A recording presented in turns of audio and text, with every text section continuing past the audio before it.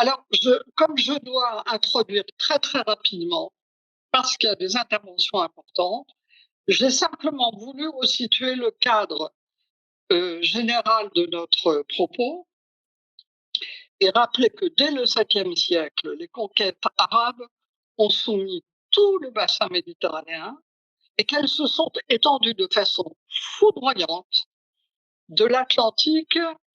C'est même allé, on a même retrouvé des traces d'établissements musulmans en Islande, vous vous rendez compte, jusqu'à la Chine.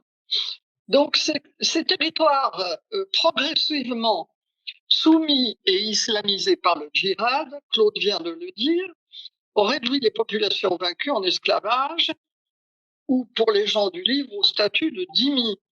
Cette proclamation de la supériorité ontologique de la religion musulmane sur toutes les autres croyances constitua pendant des siècles l'être même de l'âme arabo-musulmane et plus tard celle des autres conquérants islamisés.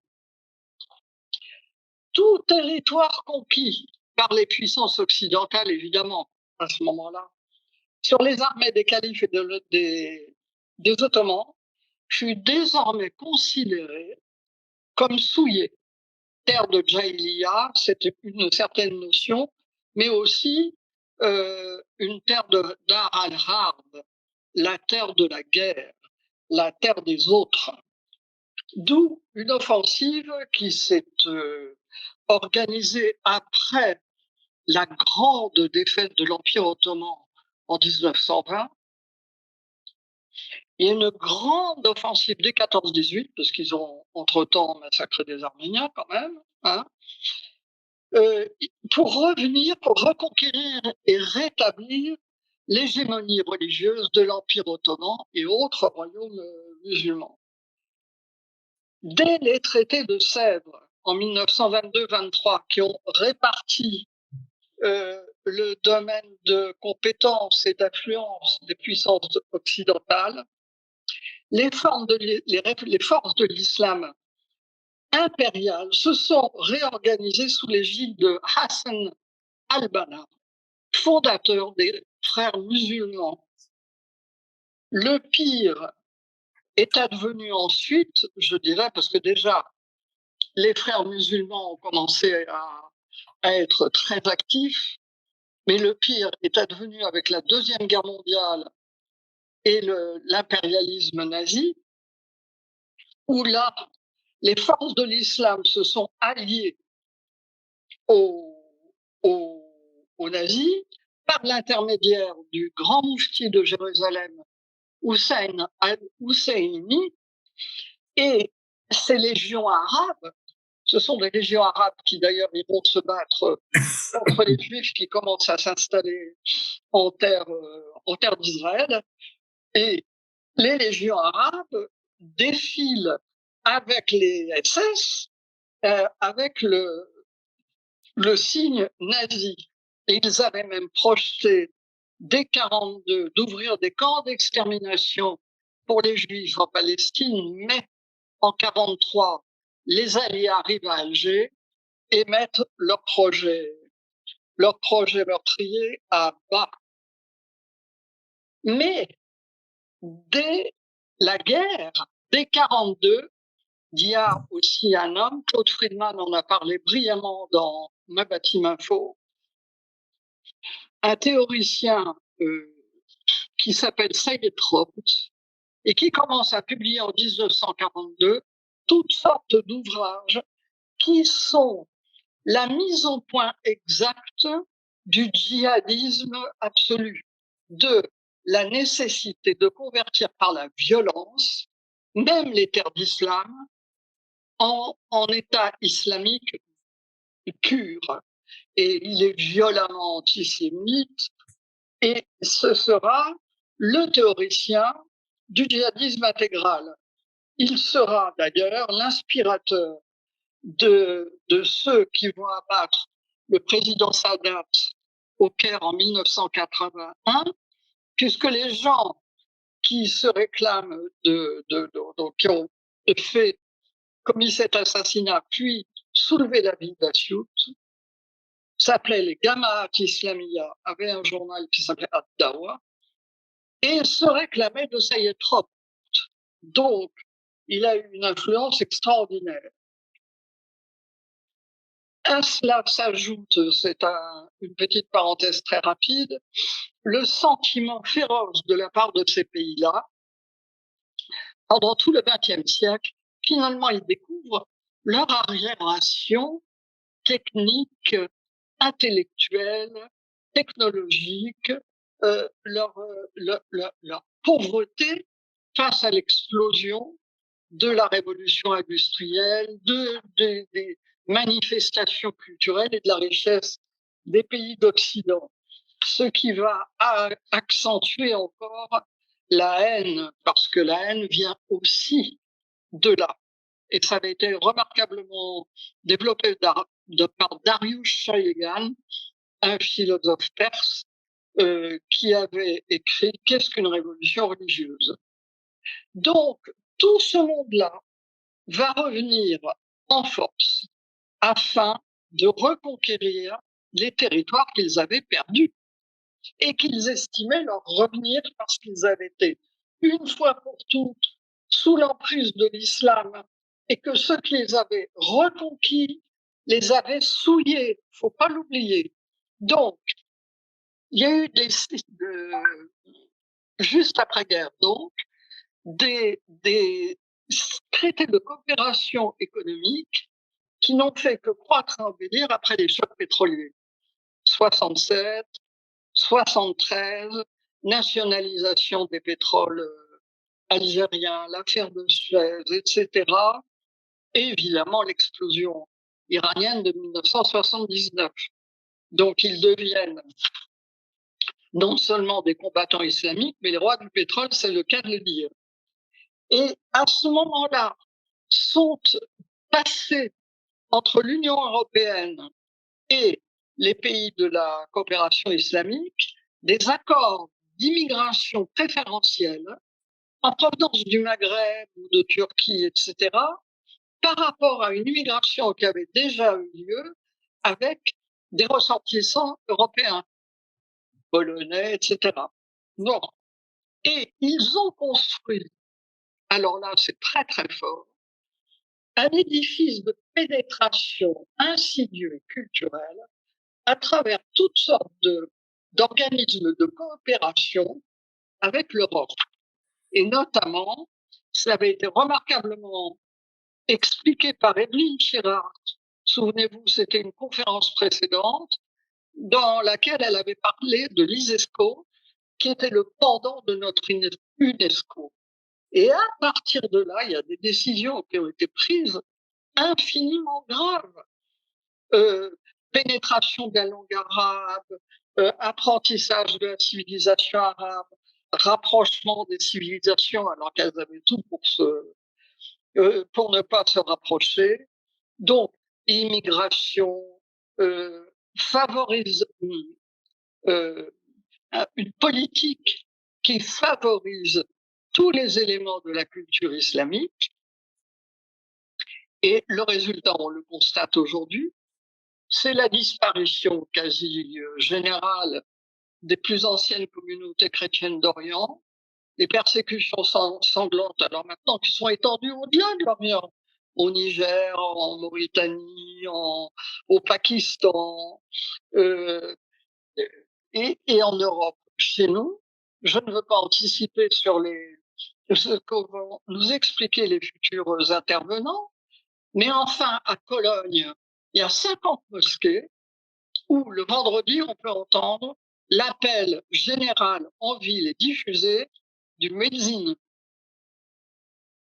En Angleterre, il y a eu, on n'en a pas parlé, mais c'est un scandale, mais il y a de quoi pleurer, pendant 10 ans, dans certaines villes, dont Telford, il y a des petites blanches anglaises, britanniques, de milieu modeste évidemment, qui ont été prises en otage par des gangs pakistanais, vendues, prostituées, etc. Si elles parlaient, les parents étaient assassinés, et elles aussi. Ça a duré 10 ans avant que, à force d'entendre tout ce qu'ils ne voulaient pas entendre. L'appel de certains lanceurs d'alerte, ces types ont fini par passer en procès, très peu d'ailleurs, et la presse britannique, très gentille, les a qualifiés de gang asiatique et non pas gang pakistanais, parce qu'il ne faut pas exclure. Et je vais vous dire des chiffres qui parlent. Selon le Sunday Times, Excuse-moi, Claire. Oui, ça y est, j'ai fini. J'ai fini. D'accord. Un chiffre. En 2017, le Sunday Times publie les chiffres de réfugiés accueillis par le Home Office.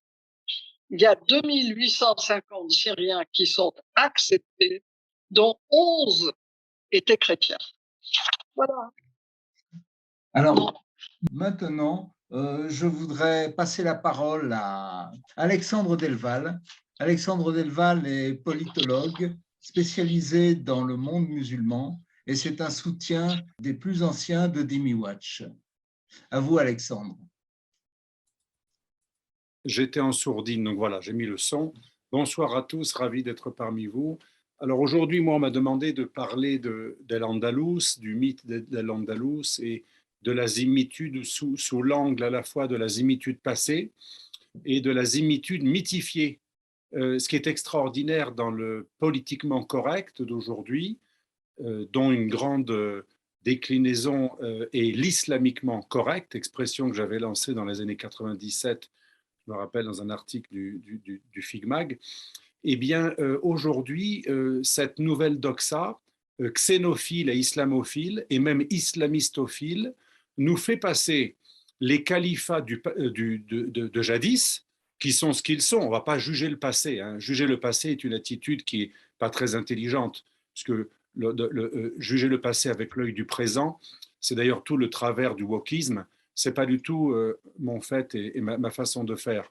Mais juger le passé de manière négative avec l'œil du présent est stupide, mais également l'inverse, c'est-à-dire juger le passé avec un œil du présent qui transporte dans le passé les fantasmes multiculturalistes et islamophiles actuels, c'est pas mieux que de juger négativement le passé. Et pourtant, c'est ce qui se passe. On juge très négativement le passé des Européens. C'est en permanence le fond du wokisme et du politiquement et de l'islamiquement correct. Mais inversement, dans une logique ethno-masochiste, christiano-masochiste, parce que c'est quand même quelque chose assez, enfin c'est une sorte de christianisme inversé, de dolorisme et d'autoflagellation permanente. Inversement, on n'arrête pas depuis à peu près une trentaine d'années, même si ça a commencé chez des historiens il y a bien plus longtemps, notamment des historiens anglo-saxons, il faut le dire. Je suis en train de lire l'ouvrage de plusieurs grands spécialistes espagnols qui analysent le mythe d'Al-Andalus, et ils reconnaissent tous que c'est quelque chose qui ne vient pas d'Espagne, c'était des penseurs français, puis anglais, puis américains, qui ont transporté leurs fantasmes, souvent dans une logique un peu anti-catholique, en gros, vanter les couleurs de l'islam. Et pour résumer, depuis une trentaine d'années, dans les universités, une véritable offensive islamophile qui juge le passé des califats de manière extrêmement positive a réussi à faire passer l'invasion de la Sicile par les Berbères, les Tunisiens, puis ensuite les Fatimides, enfin plusieurs califats ou émirats arabo-musulmans.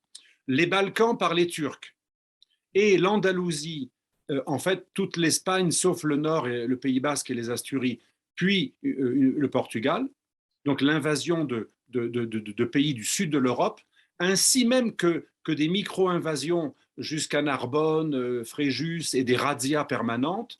On nous a fait passer donc ces califats qui conquirent l'Espagne en 711 comme des califats éclairés, merveilleux, à telle enseigne qu'aujourd'hui, il est impossible d'organiser un voyage touristique en Andalousie sans, pour ma part en tout cas, sans que j'aie à me disputer avec le guide qui vous dit pendant une semaine que tout ce qui est merveilleux en Espagne, mais aussi en Occident, puisque tout le monde sait qu'on était tous des ignorants en Occident, l'Occident, c'est-à-dire l'Empire romain de l'Ouest, hein, puisque Byzance n'a jamais perdu les traces des Grecs et de la philosophie, des mathématiques. Mais l'Occident, la partie non hellénique, aurait été totalement barbare depuis les invasions barbares, ce qui est en fait à nuancer. Et on nous dit que ce sont les Arabes, depuis leur merveilleuse invasion de 711, qui auraient rétabli la philosophie, l'intelligence, la culture, face à des Wisigoths d'Espagne qui étaient des abrutis finis, des païens totalement, ou des arianistes totalement fanatiques, ou qui ont tous les torts du monde. Mais ça, c'est ce que vous dit un guide normal à Séville, à Cordoue, c'est ce que vous dit un professeur d'université maintenant dans les écoles en Espagne, alors pas ceux qui sont à droite, mais une majorité de ceux qui sont plutôt à gauche, c'est ce que vous écrit le País en permanence, c'est ce que disent aussi la plupart des grands auteurs dans tous les pays occidentaux. Hein, vous avez tous entendu parler de la merveilleuse Andalousie, El Andalus, où chrétiens, juifs et musulmans étaient merveilleusement heureux, multiculturalistes, ils vivaient en paix, en harmonie, et bien entendu, cette Espagne conquise par le califat islamique, qui appliquait pourtant un rite musulman sunnite malikite extrêmement rigoureux, alors que juifs et chrétiens étaient des dhimmi, al-dhimma, donc comme on a dit tout à l'heure, comme l'a dit Claire tout à l'heure, des citoyens de seconde zone, avec très souvent des persécutions.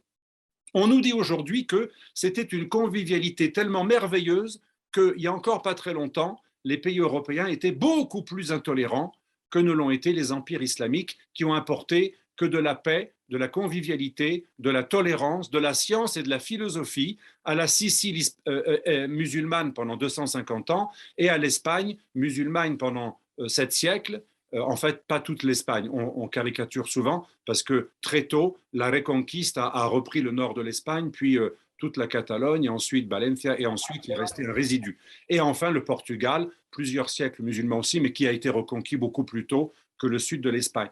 Et ce mythe est extrêmement dangereux, puisque ce mythe de El Andalus, extraordinairement tolérant, qui porte toutes les vertus multiculturalistes d'aujourd'hui, serait la preuve que finalement, quand il y a des attentats islamistes, quand il y a de l'intolérance islamique d'aujourd'hui, il faudrait la pardonner, parce que le vrai islam, ce serait cet islam tolérant du passé. Vous voyez comment la mystification et la mythologisation de cette Espagne islamique merveilleuse et tolérante permet de racheter un petit peu les pays musulmans d'aujourd'hui qui sont tous foncièrement intolérants et foncièrement anti-juifs, antisémites, judéophobes plutôt, et tous anti-chrétiens, et bien sûr intolérants également envers les leurs, qui ne respectent pas les principes islamiques. Et ce mythe est extrêmement dangereux, et je vais vous dire pourquoi, parce qu'il a fait oublier totalement des choses qui pourtant étaient apprises et sont toujours enseignées par les vrais spécialistes académiques, le rappelle. Je vais vous donner un exemple. Maïmonide, on retrouve un texte, moi-même j'étais sidéré quand je l'ai lu, un témoignage du grand Maïmonide, Rambam, le très grand Maïmonide, que l'on cite souvent comme, avec Averroès, la preuve du multiculturalisme de cette Espagne musulmane, qui aurait très très bien traité ces juifs. Mais que dit Maïmonide? La nation d'Israël a souffert nulle part ailleurs plus que sous le règne de l'Espagne islamique. Maïmonide a dû être menacé de mort lorsqu'il a voulu redevenir musulman après une fausse conversion par survie, comme vous le savez. Il a dû quitter la soi-disant Espagne extrêmement tolérante pour aller au Maroc, et ensuite il s'est retrouvé en Égypte. Et on a de nombreux témoignages tout à fait authentiques de Maïmonide qui dit, je le répète, hein, ça m'avait frappé cette phrase, que je croyais que c'était un peu quand on le disait de lui, mais lui-même dit, la nation d'Israël n'a jamais autant été humiliée et traînée dans le bas que sous l'Espagne islamique. On a plein de témoignages comme ça, les massacres de Cordoue, les massacres de Séville, les martyrs chrétiens de Tolède, les martyrs juifs de Cordoba. On a plein d'exemples de persécutions récurrentes, certes avec parfois des moments avec un peu plus de paix, mais en aucun cas il y avait une Espagne tolérante, où tout le monde se mélangeait avec cette transportation des fantasmes d'aujourd'hui vers le passé, puisque l'Espagne était faite de 3 grandes communautés, les musulmans enrégimentés et victimes d'un carcan très très dur qui était le rite malikite, qui est le rite le plus dur après le rite hanbalite, qui est la source du salafisme. Malik est d'ailleurs cité y compris par les salafistes, parce que vous savez, les 4 écoles juridiques du sunnisme orthodoxe se reconnaissent entre elles, mais le malikisme est une école extrêmement radicale, qui d'ailleurs a interdit le christianisme dans l'un de ses berceaux, en Berbérie, dès le XIIIe siècle. Le christianisme a été totalement banni d'Afrique du Nord, et le malikisme fut la branche officielle de l'islam en Espagne, avec de nombreux exemples de cadis, de juges extrêmement rigoureux qui veillaient à faire appliquer la charia, comme aujourd'hui les islamistes. Et dans ce mythe d'Al-Andalus, pour faire oublier tout ça, on nous dit souvent, quand il y a eu des moments d'intolérance en Andalousie, c'était plus tard, après la dynastie omeyyade, c'était les dynasties almohades, almoravides et almohades, hein, qui eux auraient été des barbares qui venaient de Mauritanie, qui auraient un petit peu réduit la liberté des juifs et des chrétiens, mais c'est faux. Les grands historiens de l'Andalousie savent que dès le début, dès 711, quand Tariq va conquérir, d'où le nom Gibraltar, ça vient de Jebel el-Tariq, hein, quand Tariq et Moussa, les grands conquérants berbéro-arabes, vont conquérir l'Andalousie, qui va être d'ailleurs donnée à la dynastie omeyyade, qui vient d'être vaincue à Damas par les Abbassides de Bagdad, eh bien, l'Espagne, dès le début, on a plein de chroniqueurs arabes, et ce qui est intéressant, dans tous les livres que je suis en train de lire, notamment de Serafil Fanjul et d'autres, El mito de la España del Andaluz, El mito de la tolerancia islámica de Andaluz. On a plusieurs titres extrêmement intéressants de très très grands arabistes espagnols, académiques, reconnus. Contrairement à plein de livres un petit peu de seconde main ou pas du tout, de nombreux livres qui perpètrent ce mythe de l'Andalous, en général, n'ont pas de source primaire. Mais tous les livres qui sont basés sur des sources primaires, notamment des chroniqueurs juifs et chrétiens de l'époque, et surtout des chroniqueurs arabes, ce qui est intéressant, c'est qu'aucun des grands chroniqueurs arabes de l'époque ne développe ce mythe d'une tolérance, d'un amour de l'autre, d'une volonté de chérir les juifs et d'épargner les chrétiens. Faux. Dans tous les chroniques arabes que l'on a, du début jusqu'au Taïfa, lorsque l'émirat islamique et le califat islamique de l'Andalous est autodétruit par des guerres intestines, avant la reconquista pleine, on va avoir une période de taïfas, c'est plein de petits émirats islamiques qui se battent entre eux, hein, ça c'était vers la fin. Au début, il y avait une sorte d'unité, ensuite les taïfas, mais du début de la conquête en 711 jusqu'au taïfas et jusqu'à la reconquête au 13, 14, 15e siècle, eh bien, on n'a aucun exemple, aucun chroniqueur arabe, musulman, qui accrédite cette idée d'une Andalousie tolérante. Au contraire, on a plein de chroniqueurs arabes, y compris de première main, y compris de très haut niveau, y compris des philosophes et y compris des conseillers des princes, qui sont très fiers de rappeler que quand l'islam a pris l'Espagne, il a fallu faire du passé table rase et détruire de nombreux lieux de culte arianistes et catholiques, et chrétiens, de nombreux écrits juifs et chrétiens et wisigoths, et de très nombreuses œuvres. On a plein d'exemples, on parle souvent de la bibliothèque d'Alexandrie qui a été détruite sous le calife Omar, mais on a plein d'exemples en Sicile, en Espagne, de destruction, d'une volonté de détruire la jahiliya, dont parlait Claire tout à l'heure, c'est-à-dire cette période du passé qui ne peut être que barbare. Alors évidemment, quand certains philosophes juifs et chrétiens d'ailleurs, employés par l'envahisseur musulman, ont réussi à ressortir, à retraduire et à republier, en gros, à recopier certaines œuvres grecques et latines, on a dit, c'est merveilleux, c'est un apport. Mais on ne dit jamais que les Wisigoths qui régnaient sur l'Espagne d'Al-Andalus, l'Andalousie, la Vandalousia, depuis 3 siècles, étaient les plus latinisés de toutes les colonies en dehors d'Italie, des colonies romaines, et ils avaient acquis de manière extrêmement attestée de très nombreux savoirs latins et grecs, et il est absolument faux de dire que les Arabes ont trouvé une Espagne barbare totalement illettrée, à qui ils auraient transmis les œuvres des humanités, comme on dit aujourd'hui, enfin les œuvres gréco-latines. Absolument faux. On sait aujourd'hui que c'est vrai. Et on sait que la plupart des mosquées n'ont pas été construites sui generis, mais sur des très grandes cathédrales chrétiennes. Et d'ailleurs, même celles qui ont été rasées, on a construit les mosquées avec les pierres des églises et des cathédrales rasées. Ce que je veux dire par là, c'est comme partout ailleurs, quand l'islam orthodoxe prend un pays, pour accréditer l'idée que l'islam est la seule civilisation, il y a une phase de destruction, d'où le fameux jeu de mots du grand historien arabe Ibn Khaldoun, qui est cité en permanence dans les livres d'érudits que je lis en ce moment sur l'Andalousie. Ibn Khaldoun, le plus grand des philosophes arabes, vanté par tous les islamophiles, Ibn Khaldoun, qui a écrit Muqaddima, les prolégomènes. Qu'est-ce que dit Ibn Khaldoun? Il a fait un jeu de mots que tous les Maghrébins connaissent, que tous les Arabes connaisseurs de Ibn Khaldoun connaissent, Roribet, Roribet. C'est-à-dire, c'est un jeu de mots qui veut dire l'arabité, parce que les deux mots se ressemblent phonétiquement, l'arabité et la destruction, c'est la même chose. Roribet, Roribet.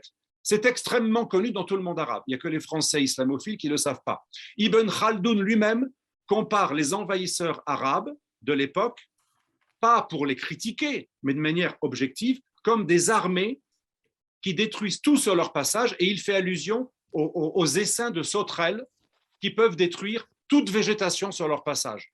Et ce n'est pas un islamophobe ou avec des préjugés, avec des catégories d'aujourd'hui qui parlent. C'est le plus grand historien et philosophe, Ibn Khaldoun, vanté par mon ancien professeur islamophile Bruno Etienne. D'ailleurs, il y a eu pas mal d'ouvrages sur Ibn Khaldoun. Ibn Khaldoun, d'ailleurs, qui est un très grand historien extrêmement intéressant, eh bien, comme la plupart des chroniqueurs arabes, lui, il a plutôt tendance soit à vanter, soit à déplorer, mais à décrire des Arabes qui détruisent tout sur leur passé et un islam qui va écraser tout ce qui était avant lui une fois qu'il a conquis une terre.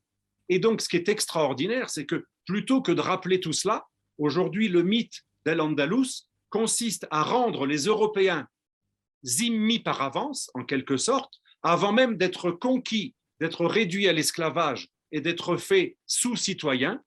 Tout se passe comme si l'Européen d'aujourd'hui voulait préparer à une zimmitude future avant même qu'elle n'advienne, avec ce mythe selon lequel, quand on est conquis par les Arabes, c'est merveilleux, c'est fantastique. Quand on est conquis par l'islam, c'est extraordinaire. On ne peut avoir que plus de tolérance, de multiculturalisme, de convivialité. C'est assez extraordinaire parce que ce mythe en plus, et je conclurai là-dessus, je crois que j'ai 20 minutes, c'est ça? Ce n'est pas chronométré. Voilà, mais il me reste quelques minutes ou j'ai encore beaucoup de temps? Oui, tu peux prendre quelques minutes.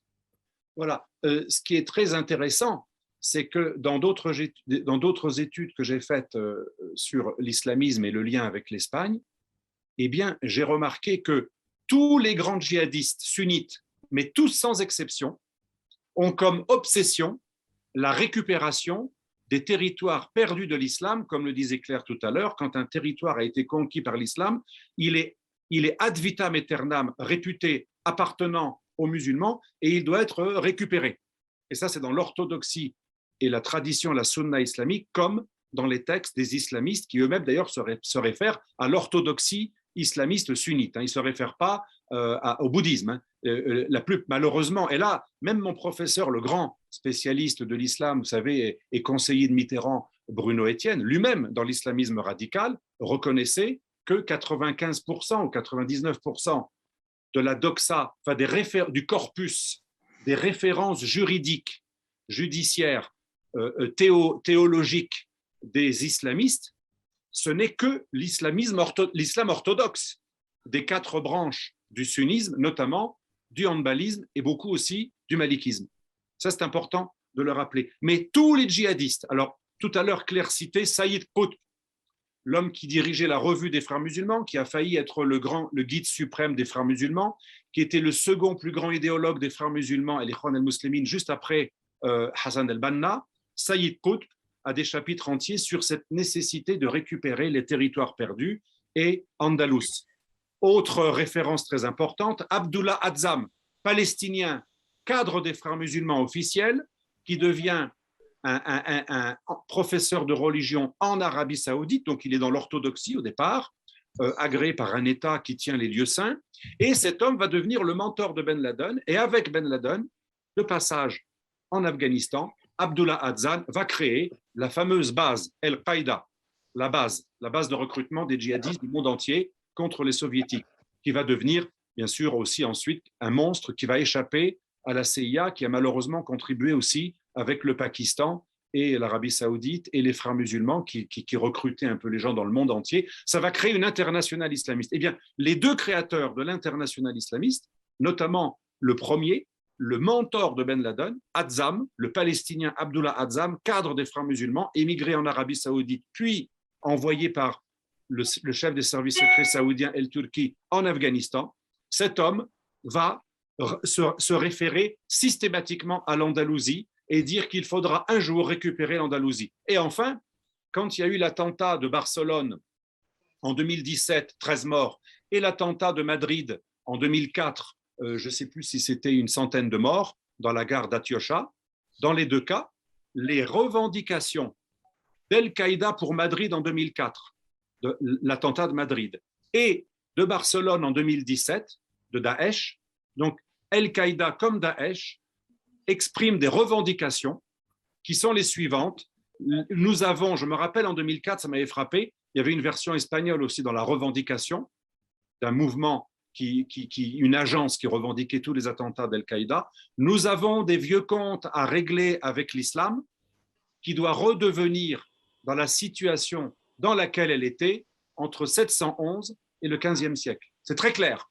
Nous agressons l'Espagne, non pas parce que le méchant Aznar était pour la guerre en Irak, mais parce que nous avons la mémoire longue, l'Espagne doit être intimidée pour qu'elle redevienne membre du califat islamique. Et en 2017, Daesh fait pratiquement la même revendication.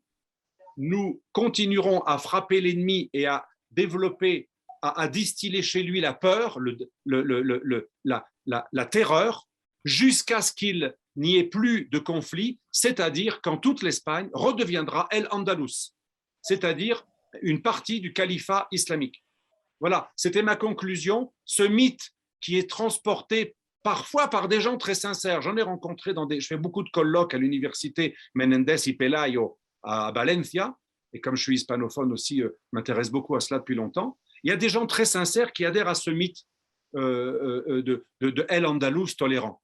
Mais ce mythe est dangereux, comme l'enfer est pavé de bonnes intentions, car il permet de valoriser non seulement le califat passé, qui n'était absolument pas tolérant, mais il permet aussi d'accréditer la thèse des islamistes qui se sentent humiliés, ne serait-ce parce que les chrétiens dominent toujours des terres qui un jour furent musulmanes. Finalement, ce mythe d'El Andalus sympathique, tolérant, rend les irrédentistes du califat islamiste, c'est-à-dire les djihadistes qui veulent rétablir un califat mondial, ça accrédite leur irrédentisme qui repose sur le fait que c'était mieux pour tout le monde à l'époque où l'islamisme dominait l'humanité. Et là, la conclusion de la conclusion, il ne faut pas l'oublier. Quand les islamistes veulent que l'islamisme domine toute l'humanité, ce n'est pas uniquement pour humilier tous les mauvais, tous les non-croyants, c'est parce que c'est bien pour l'humanité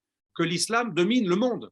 Le grand stratège Edward Luttwak, américain, qui est à mon avis le meilleur spécialiste de la psychologie du terrorisme avec Walter Laqueur, que mon ami Pierre Rechoff connaît très bien, l'ont dit tous les deux. Les islamistes djihadistes ne nous agressent pas parce qu'ils nous détestent.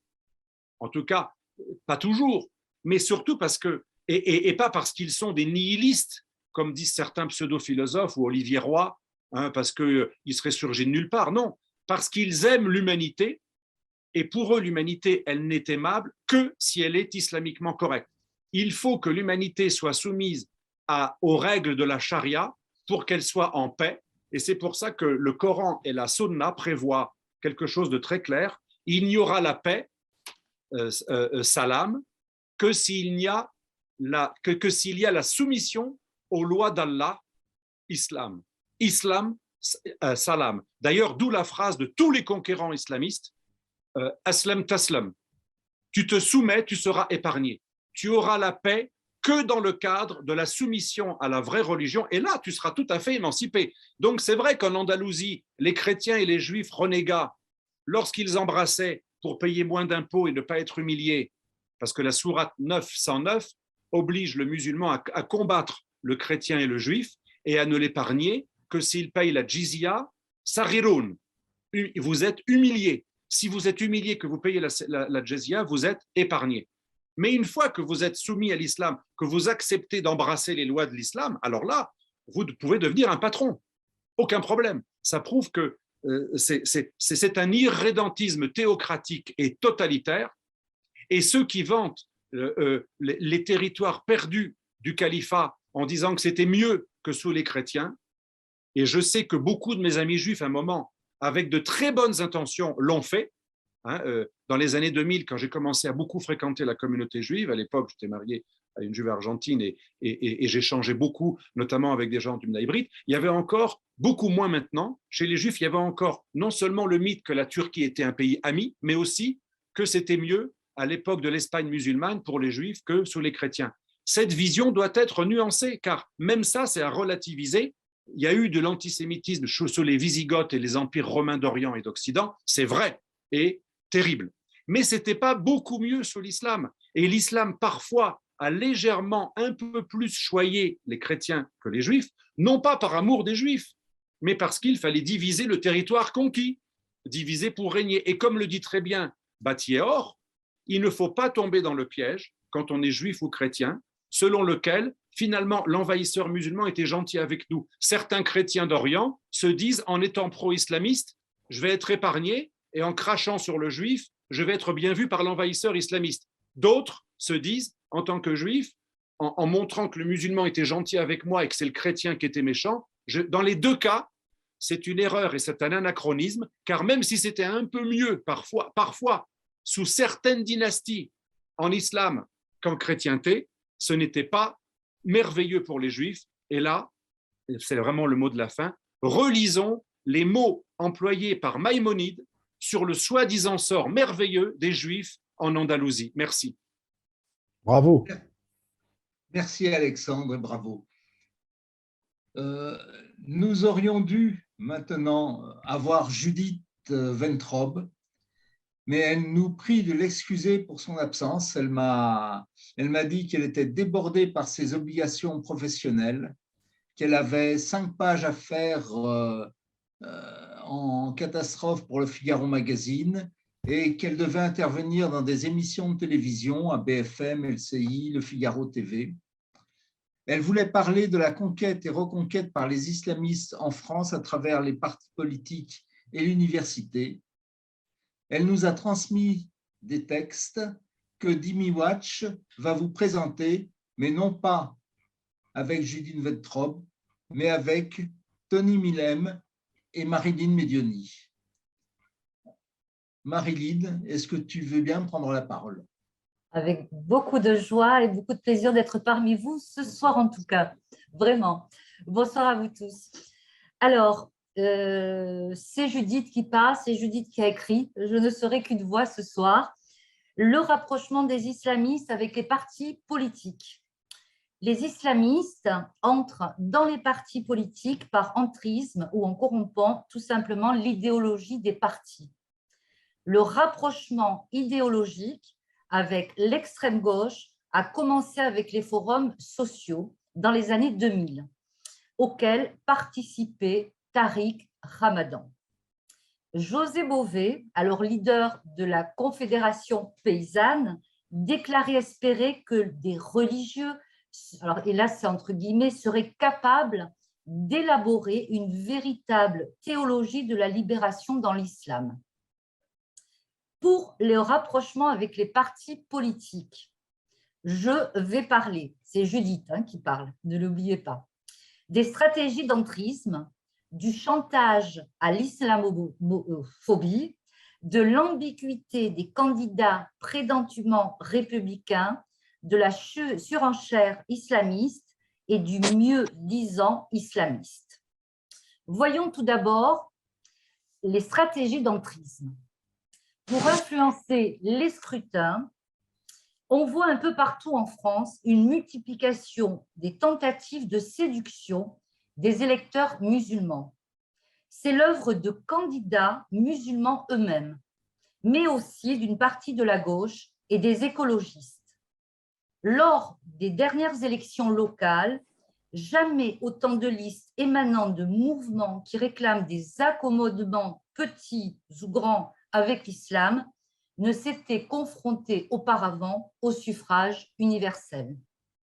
Jamais autant de candidats de gauche et de droite n'ont pactisé avec des adversaires déclarés de notre modèle républicain qui mènent croisade contre les lois d'interdiction des signes religieux et de la burqa, ou qui dénoncent, je cite, l'islamophobie d'État qui, selon eux, gangrènerait la population française. Dans le programme de ces partis qui pactisent avec des islamistes, on trouve des projets comme l'abrogation loi sur le voile et la burqa, discriminante selon eux à l'égard des musulmanes, ou la demande du droit de vote des étrangers extra-communautaires aux élections locales. La stratégie d'entrisme est illustrée, par exemple, par le Parti des indigènes de la République d'Ouria Boutadjah, que Daniel Obono, député de la France insoumise, présente comme une antiraciste. Selon les indigènes, je cite, « Les candidats de l'immigration post-coloniale seraient soumis à une pression des organisations politiques traditionnelles qui les obligerait à réformer leur discours pour ne pas donner d'armes à l'adversaire, intégrer un volet sécuritaire à leur programme afin de donner des gages, rester flous sur leur vision économique générale ou donner un rôle central à la diversité européenne dans leur liste en insistant sur le caractère républicain et mixte de leur projet. » Un vrai guide de l'entrisme pour les nuls. Le second thème abordé est l'islamophobie. 2 mois après les attentats contre Charlie Hebdo et l'Hypercacher, le Comité contre l'islamophobie en France, le CCIF, dénonçait, je cite à nouveau, « un racisme d'État contre les musulmans qui ressemble étrangement à ce qu'on a pu connaître dans les années 1930. » À la tribune d'un colloque contre l'islamophobie et le climat de guerre sécuritaire co-organisé à Saint-Denis par le CCIF et des organisations d'extrême gauche. Le mot islamophobie amalgame évidemment le racisme anti-musulman qui est condamnable et la crainte des islamistes souvent légitime. L'ambiguïté de certains candidats. Mohamed Louisi, militant anti-islamiste, a signalé des candidats ambigus qui se présentent comme républicains alors qu'ils sont proches d'organisations radicales. Les partis ne sont pas toujours informés de ces doubles casquettes. De nombreux islamistes sont ainsi en position éligible sur des listes de partis traditionnels. Nous verrons dans quelques instants le cas des universités où des intervenants à des colloques cachent leur appartenance à la mouvance islamiste. La surenchère ou le mieux-disant islamiste. Les veilleurs sont écrits entre guillemets, de la laïcité signalent une multitude de cas de candidats qui ne sont pas issus de réseaux musulmans, mais qui fraient avec eux par clientélisme. Europe Écologie Les Verts est champion en la matière, avec la France insoumise et une partie du PCF. La République en marche n'est pas en reste, en faisant de nombreuses avances à l'électorat musulman. Les partis leur disent « Ne faites pas vos propres listes, venez chez nous ». Ainsi, la concurrence s'installe, c'est le mieux disant islamique qui l'emporte.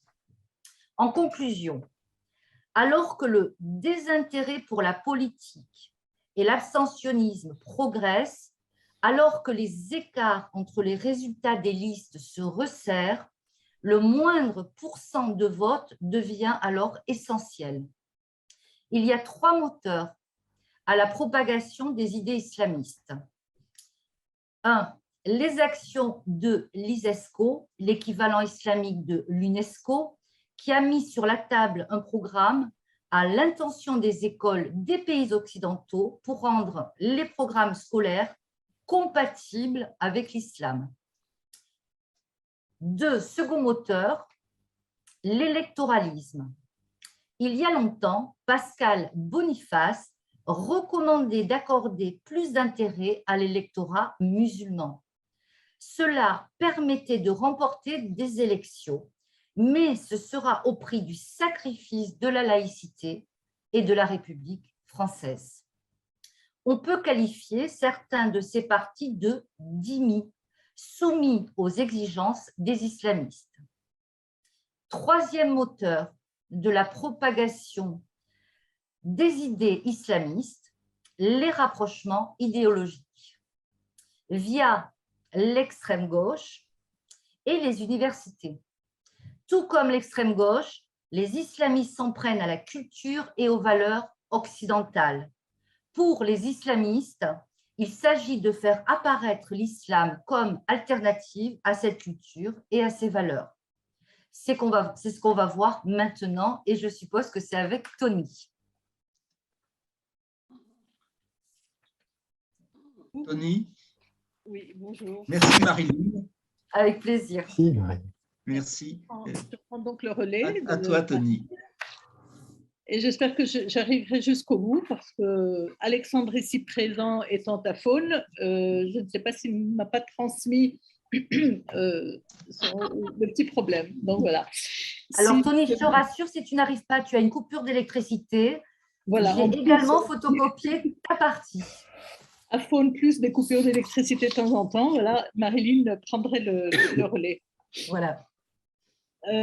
Voici donc les réponses de Judith Weintraub à sa propre question. Comment l'université est-elle devenue l'incubateur du décolonialisme? Les pouvoirs publics ont laissé l'idéologie des minorités s'instaurer dans la plupart des facs et des grandes écoles françaises quand ils ne l'ont pas encouragée. L'irruption du discours décolonial dans l'espace public a créé un choc dont la grande majorité des Français ne se remettent pas. On entend notre modèle républicain qualifié de raciste, colonialiste, esclavagiste et même terroriste. La pensée indigéniste et ses avatars prospèrent dans le monde universitaire, importé des États-Unis et présenté comme le nouvel antiracisme. Emmanuel Macron lui-même l'a déploré. Pour le chef de l'État, le monde universitaire a été coupable d'encourager l'ethnicisation de la question sociale, ce qui revient à casser la République en deux. Le président n'hésite plus aujourd'hui à nommer les replis communautaires qui menacent notre cohésion. Mais hélas, les actes ne suivent pas. Le sociologue Éric Fassin, de Paris 8, a rétorqué à Emmanuel Macron que, je cite, « ce qui casse la République en deux, ce sont les discriminations raciales et les politiques de racialisation, et pas les personnes qui se battent contre elles. » Les universités et les grandes écoles sont noyautées par les réseaux identitaires de toutes obédiences, des coloniaux, indigénistes, islamo-gauchistes, néo-féministes. Leurs membres se cooptent, accaparent postes et crédits de recherche pour accroître ainsi leur influence. Ils bénéficient du soutien actif de syndicats convertis au décolonialisme, comme l'UNEF. Ainsi, des intellectuels comme Elisabeth Badinter, Alain Finkielkraut ou Mohamed Sifawi ont été déclarés persona non grata à la Sorbonne par les groupuscules les plus actifs, avec la passivité, voire la bénédiction du rectorat. Dans ces articles, Judith analyse le grand noyautage des universités par l'islamo-gauchisme, le décolonialisme, la théorie du genre.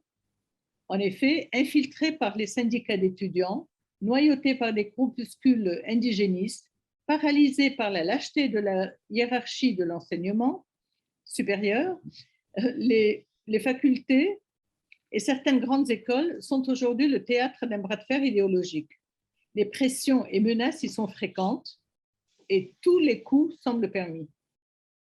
Dans les écoles d'excellence, il faut se cacher pour lire Joseph de Maistre, Taine ou Bainville. Une fois passés les très sélectifs concours de Normal Sup, Sciences Po, l'École des hautes études en sciences sociales, HEC ou même Polytechnique, l'endocrinement continue.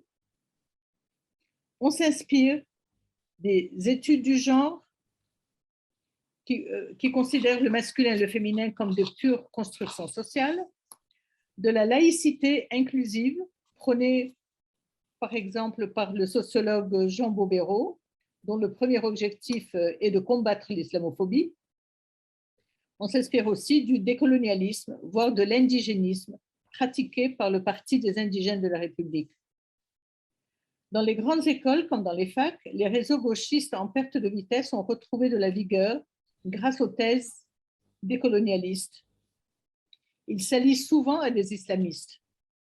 Ainsi, Sciences Po de Paris a accueilli en octobre 2018 une journée d'études dont l'une des tables rondes officiellement consacrée à un état des lieux de la guerre contre le terrorisme et ses répercussions avait pour modérateur Yasser Louati. Or, Louati est un ancien porte-parole du collectif contre l'islamophobie en France, CCIF, proche des frères musulmans. Sciences Po Paris, encore, déjà en 2016, des élèves ont organisé un Hijab Day en distribuant des foulards pour sensibiliser leurs condisciples à la stigmatisation des femmes voilées en France. Sciences Po Aix-en-Provence a organisé en novembre 2018, à l'initiative de sa référente égalité, une conférence intitulée « Un féminisme musulman et pourquoi pas ». La conférencière était Malika Hamidi, docteur en sociologie et responsable pour la Belgique de l'European Muslim Network, dont le président n'est autre que Tariq Ramadan. Le politologue François Burga, pour qui la violence dite islamique ne vient pas de l'islam, a enseigné à Sciences Po d'Aix. Le philosophe Raphaël Liogier, persuadé que l'islamisation n'est qu'un mythe, y est lui aussi professeur. Dans les facs comme Paris 1, Panthéon-La Sorbonne, Paris 8, Tolbiac, Limoges, Toulouse, Jean Jaurès et Lyon 2, pour ne citer que les universités les plus touchées, la liste des cours, séminaires, colloques et nominations inspirés par les idées décolonialistes serait trop longue à dresser. La Sorbonne s'est distinguée en octobre 2018 en nommant la députée France Insoumise, Danielle Obono, comme on a parlé Marie-Lise tout à l'heure, au conseil d'administration d'une de ses unités de formation et de recherche. Pour mémoire, Danielle Obono présentait la porte-parole des indigènes de la République comme une militante antiraciste. Quant à l'intimidation, les indigénistes et autres décoloniaux ont le vent en poupe, constate Gilles Kepel, directeur de la chaire Moyen-Orient-Méditerranée à Normal Sup. Je cite, « Face à eux, il y a un déni d'une partie du corps professoral et de l'administration, eux-mêmes gagnés par l'islamo-gauchisme, et qui légitiment ou qui sont plus prosaïquement intimidés. C'est-à-dire que l'entrisme des frères musulmans est payant. Malheur aux enseignants qui tentent de lutter contre leur expansionnisme. Ils ont été nombreux à en faire les frais. Le dernier en date est ce professeur d'allemand de Sciences Po, Grenoble, Klaus Kinzler. Le plus symbolique est Laurent Bouvet, qui vient de décoller de décéder en décembre dernier. À son décès, la présidence de la République a salué un défenseur inlassable de la laïcité française.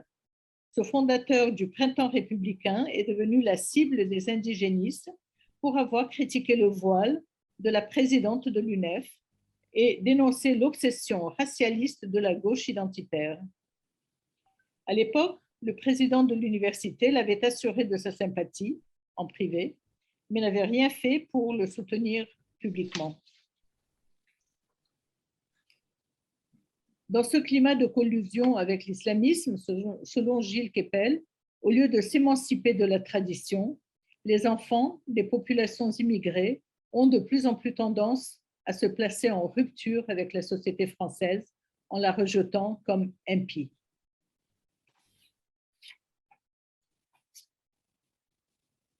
Merci Tony. Je voudrais conclure cette intervention que n'a pas pu faire Judith. Pour l'éducation, la France se classe au 22e rang des pays de l'OCDE. Son rang a diminué en 3 ans. Il y a une entreprise très performante de destruction de l'université française. C'est une véritable action terroriste qui combat les valeurs de liberté, d'égalité, de fraternité et de laïcité, au lieu de se préoccuper de l'avenir des élites de la France, de lutter contre l'échec persistant à l'université et contre la faible représentation des classes les plus pauvres. Vous noterez aussi que dans ces 2 présentations, il a été difficile de distinguer ceux qui répandent la nouvelle idéologie woke, décoloniale, indigéniste, etc., et ceux qui sont proches des frères musulmans. Dimi Watch dénonce cette entreprise de destruction de la culture, des valeurs et de l'enseignement français par l'extrême gauche et par les islamistes. Mais au jeu de la collusion entre extrême gauche et islamistes, l'histoire a toujours montré que ce sont les islamistes qui gagnent. Claude, est-ce que tu peux passer la parole à Pierre qui doit, je pense, nous quitter dans quelques minutes? Alors, j'allais Pardon. J'allais passer la parole à Pierre. Je voudrais dire sur Pierre qu'il a effectué des reportages essentiels dans des parties du monde où personne n'ose aller. Ses interviews de terroristes sont remarquables et il va nous parler d'Israël. À vous, Pierre. Votre micro, Pierre Erov. J'avais oublié. Bon, vous m'entendez maintenant? Oui. Bon. Non, je disais tout d'abord, je suis vraiment désolé de devoir m'absenter dans quelques minutes pour des questions d'ordre familial qui sont un peu contraignantes. J'en suis vraiment navré et je vous présente toutes mes excuses. Je vais essayer de vous parler de façon la plus rapide possible d'une part et en vous disant autant que possible des choses intéressantes. Contrairement aux éminentes personnalités qui se sont exprimées juste avant moi, je ne suis pas de formation académique. Donc, je ne peux partager a priori que mon expérience du terrain. Et comme vient de le dire Claude, c'est vrai que j'ai eu l'opportunité de passer du temps avec un nombre assez important de terroristes, notamment des gens du Hamas à Gaza et à Jenin, de la djihad islamique aussi à Gaza, à Jenin, à Naplouse, à Ramallah, etc. Dans les prisons israéliennes, où j'en ai rencontré un certain nombre, et aussi des membres d'Al-Qaïda quand j'étais avec l'armée américaine en Irak et à Bagdad, dans la zone verte, et aussi au sud de la zone verte, dans un petit village qui s'appelait Doura, qui avait la particularité de recevoir un attentat terroriste dans son marché à peu près 1 fois par semaine. Donc, c'est une expérience qui n'était pas inintéressante parce que quand on veut vous présenter le terrorisme palestinien notamment comme étant l'arme du pauvre qui lutte contre des pauvres qui luttent contre l'occupation israélienne, ce qui est, bon, vous le savez tous, une fausseté historique sans précédent, puisque, comme on le sait, le peuple palestinien a été inventé en 1964 par Yasser Arafat, Nasser et le KGB. Et il n'y avait pas de Palestiniens au sens d'aujourd'hui du terme. Jusqu'en 1948, un Palestinien, c'était un Juif. Et lorsqu'on disait à un Arabe de ce qu'est aujourd'hui Israël qu'il était palestinien, il se sentait insulté. Aujourd'hui, ils se sont créés un peuple en sachant pourtant que un Palestinien, enfin un Arabe de Palestine qui vit à Gaza n'a pas du tout le même accent qu'un autre qui vit en Judée-Samarie, puisque les uns ont un accent plutôt jordanien, en tout cas de cette région-là, puisque la Jordanie aussi a été créée récemment, et les autres ont un accent complètement égyptien. Alors, ce que j'ai appris au contact de ces terroristes, qui sont pour certains des organisateurs d'attentats terroristes, qui avaient du sang sur les mains, pour d'autres des gens qui ont tenté de se faire sauter, donc des terroristes suicides potentiels, on a affaire à quelque chose d'assez extraordinaire, c'est-à-dire à des gens qui sont convaincus, qui ne sont pas mauvais. Un voleur, un bandit, un assassin est dans notre culture occidentale quelqu'un de mauvais, mais pour eux, je vais vous donner une anecdote. J'avais rencontré un jeune arabe qui avait tenté de se faire exploser à un checkpoint. Il avait 16 ans et il me disait tout à fait naïvement, quel dommage que j'ai été empêché, parce que si j'avais réussi mon acte, ma mère aurait été d'abord très fière de moi, et puis surtout, je n'ai jamais rien fait de mal dans ma vie. Je n'ai jamais bu d'alcool, je n'ai jamais touché de filles. Donc, pour moi, je suis parfait. J'aurais pu aller directement au paradis. En plus de quoi, en plus d'aller moi-même au paradis et de rencontrer mes 72 vierges, qui ne sont pas du tout un mythe, hein, c'est vraiment une réalité dans la mentalité de ces gens-là, j'aurais pu conduire avec moi 70 membres de ma famille. Alors je déborde un petit peu, pardonnez-moi, du cadre de ce qu'est l'expansion musulmane, l'expansion islamiste, qui est un peu la thématique centrale de ce colloque, de ce soir, mais pour bien comprendre aussi ce qu'est cette expansion islamiste, il faut comprendre l'origine fondamentale, l'origine, l'éthos. C'est-à-dire que vous avez affaire à des gens qui aient 14 ans, 16 ans, 18 ans, que ce soit des femmes, des hommes, et qu'ils rejoignent des organisations terroristes. Vous avez des gens qui sont dans la certitude absolue de leur justice, du bien fondé de leur cause. Il n'y a absolument aucun doute. Notre monde occidental, contrairement au monde islamique, est un monde de doute. D'abord parce que la culture occidentale est fondée sur la culpabilité avant toute chose, alors que la culture islamique, je pense que mon ami Alexandre Delval le confirmera, est fondée sur la notion absolue de fierté, et donc fierté qui descend directement du divin. On n'est plus dans la fierté humaine, on est dans le fait qu'on est, en réalité, ce sont eux, le peuple élu, mais pas le peuple élu au sens juif du terme. Lorsque Juif se disait le peuple élu, c'est qu'ils étaient élus pour représenter Dieu sur terre et pour apporter la bonne parole, alors que les musulmans sont le peuple élu parce qu'ils doivent conquérir l'ensemble de la terre et obligés, contrairement aux Juifs qui n'ont jamais été prosélytes. Le musulman est non seulement prosélyte par la parole, il est aussi prosélyte par les actes et veut absolument conquérir pour imposer non pas sa religion, mais sa religion associée à un mode de vie. Alors, je me suis rendu compte d'une chose qui est quand même pas inintéressante, qui a eu un certain succès aux États-Unis lorsque je donnais des conférences sur cette thématique. J'ai même été jusqu'à en donner à la police new-yorkaise et au FBI, qui voulaient un peu mieux comprendre ce qu'était la psychopathologie du terroriste suicide. D'abord, cette psychopathologie, elle est totalement associée à des frustrations sexuelles qui sont à la base de l'éthos musulman, puisque c'est une société terriblement oppressive, dans laquelle les hommes et les femmes sont totalement séparés, dans laquelle les femmes sont inférieures et à la disposition du mal. Et vous avez donc une société dans laquelle on n'a pas la possibilité d'avoir des relations sexuelles normales, ou des relations même intimes, sentimentales, en dehors du cadre, du carcan, du carcan culturel et de l'obligation telle qu'elle est représentée par les textes de loi, et notamment par la charia. Ce qu'il y a d'extraordinaire, c'est que lorsque un terroriste musulman, moi je n'appelle pas ça un terroriste, je n'ai jamais utilisé le terme terroriste islamiste, pour moi ce sont des terroristes musulmans. Il faudrait arrêter de faire la distinction entre musulmans et islamistes, parce qu'un vrai musulman, c'est un membre d'Al-Qaïda ou de Daesh. Ah oui.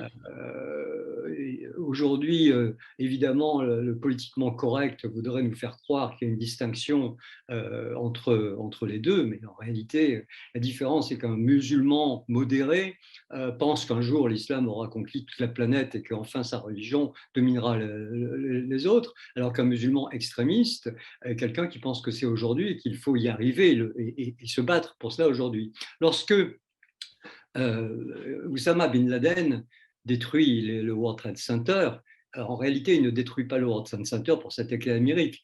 Il le détruit parce que ce sont des symboles, c'est le symbole de la modernité, c'est le symbole de l'Occident, ce sont des édifices gigantesques qui sont modernes, et en même temps, c'est vraiment une symbolique de Wall Street, une symbolique du système capitaliste qui a été développé en Occident, mais c'est surtout pour dire à son peuple, enfin pour dire aux musulmans en général, vous qui êtes modérés, ce n'est plus le moment de l'être, il ne faut pas le rester, parce que la prophétie qui nous a indiqué que tout s'arrêtera et que le monde entier sera musulman, ce n'est pas pendant des siècles, c'est pour maintenant. Regardez ce que j'ai fait, regardez ce qu'on est capable de faire avec très peu. Comment on peut descendre, détruire ce colosse au pied d'argile qu'est l'Occident. Alors effectivement, ce colosse au pied d'argile qu'est l'Occident est pire qu'un colosse au pied d'argile, puisque le mécanisme même de la dimitude, et mon ami Battior, qui est, je tiens à le rappeler pour ceux qui ne le sauraient pas,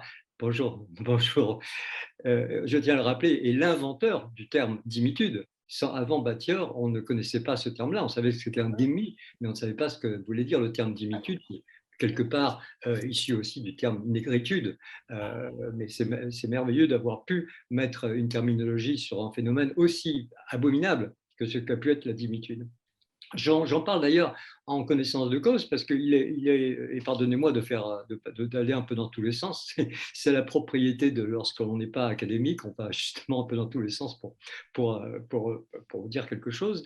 Je suis né en Algérie, je suis né à Alger, ma famille vient d'un certain nombre d'endroits, du côté de mon père, notamment de Tlemcen, de Temouchent, et on sait dans la famille qu'avant la conquête, j'appelle cela la libération des terres d'Algérie par l'armée française au XIXe siècle, lorsque enfin les juifs et chrétiens qui vivaient là-bas ont pu être libérés par cette conquête française, bien mon arrière-arrière-arrière-grand-mère était en train d'être vendue sur la place du village de Temouchent, parce qu'elle avait été, comme toutes les juives, prise en otage, et destinée à être vendue et réduite en esclavage. C'est une histoire de famille qu'on connaît, que tout le monde, qui m'a été répétée, et je ne pense pas qu'il s'agisse là d'une légende, puisque l'on sait aussi que l'Algérie était une terre de razzia, et c'était notamment un centre important de refuge pour les pirates, les esclavagistes, avant que la France ne vienne libérer cette région. Bon.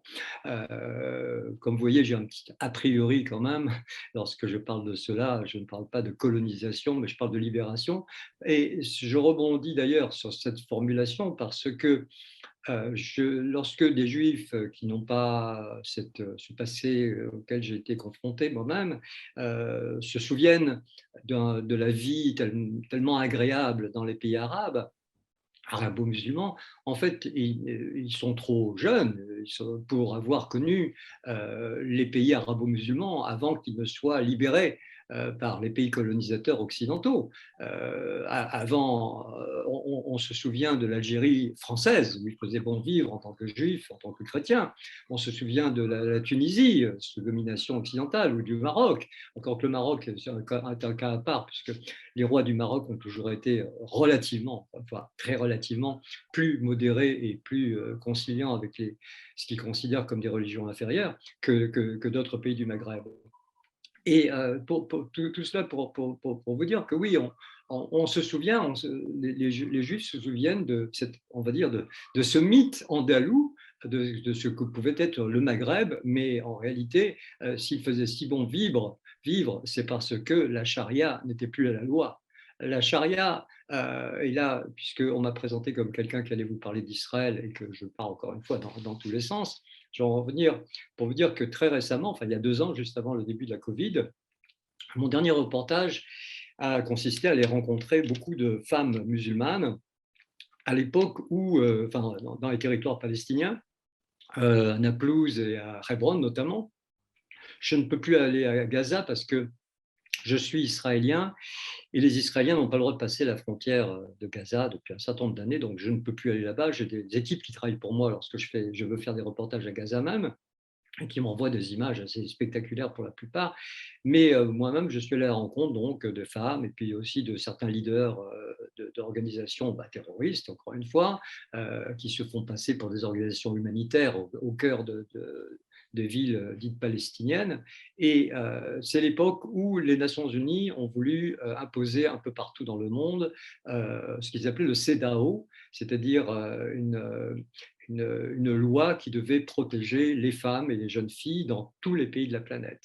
Alors Mahmoud Abbas, le terroriste islamiste hypocrite Mahmoud Abbas, adulé par l'Europe et par la nouvelle administration américaine, évidemment s'était précipité pour bien montrer qu'il était très moderne et tout à fait dans le coup, et donc a adopté le CEDAW comme une loi supplémentaire à l'intérieur des territoires palestiniens, ce qui a donné lieu, il faut le savoir, à des manifestations terribles dans toutes les villes de Judée-Samarie, de Hébron à Ramallah.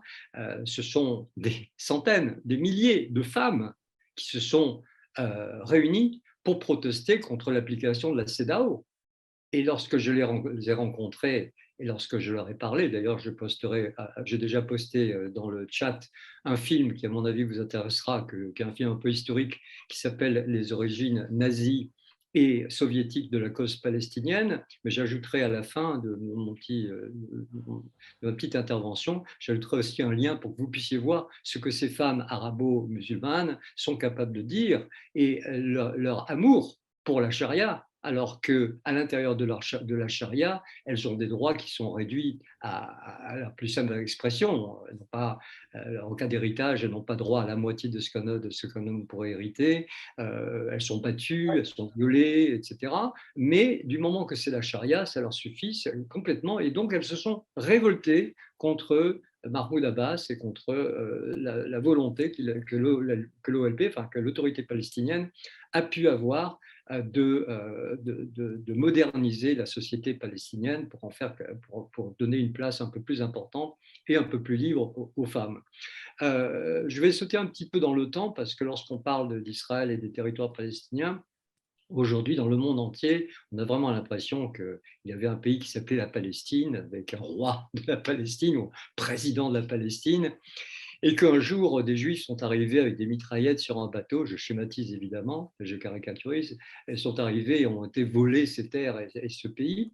Or, vous verrez cet extrait dans le film dont j'ai mis le lien, en 1854, un certain Karl Marx, oui, le Karl Marx, avait été envoyé par le Herald Tribune ou le New York Tribune pour effectuer un reportage complet dans ces territoires. Il était revenu avec un recensement. À Jérusalem, il y avait très exactement, on est en 1854, je le répète, à Jérusalem, il y avait 15 500 habitants. Sur les 15 500 habitants, il y avait 8 000 juifs, il y avait 3 ou 4 000 chrétiens, et les autres étaient des musulmans. Mais, le dit Karl Marx, nul ne peut remplacer, nul ne peut arriver au niveau de souffrance et d'abomination que ces authentiques propriétaires de Jérusalem que sont les Juifs subissaient sous le joug de l'Empire ottoman. Alors, quand aujourd'hui on vous parle d'un pays qui a été volé par des Juifs ou d'une occupation juive, d'occupation israélienne de la Judée-Samarie, c'est un petit peu comme si on parlait d'occupation arabe de la Mecque. Hein. On en est là tout de même. Malheureusement, lorsque vous avez, je reviens à ce que je disais au début, une culture qui vit qui se complaît dans la tolérance, et dans la modernisation et dans l'amour de l'autre, telle qu'est la culture judéo-chrétienne d'aujourd'hui, et qui est dans le doute en plus, et qui est dans le doute sur le plan religieux, qui est dans le doute sur le plan scientifique, et que vous avez en face un monolithe qui est l'islam, qui ne laisse aucune place au doute.